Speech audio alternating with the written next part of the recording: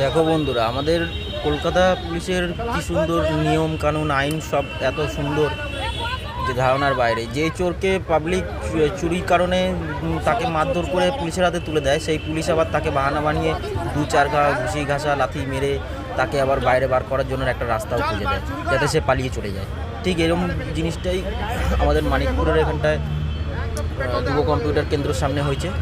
একটা মেয়ের ফোন নিয়ে ব্যাগ থেকে পালাচ্ছিল দৌড়ে, পাবলিক ধরে তাকে খুব পেটান পিটিয়েছে, তারপর পুলিশের হাতে তুলে দিয়েছে। পুলিশ আবার ড্রামাবাজি করে তাকে ভেতরে গিয়ে ট্রাফিক গার্ডের ভেতরে আটকে রেখে সেই ট্রাফিক গার্ডে 2-4 ঘা মারলো।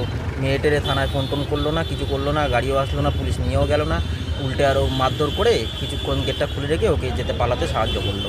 এই হচ্ছে চোরের সাক্ষী মাতাল। অনেক দৌড়িয়েছে, আরে দৌড়েছে, ফোন নিয়ে দৌড়েছে সঙ্গে। আমরাও তো দৌড়িয়েছি।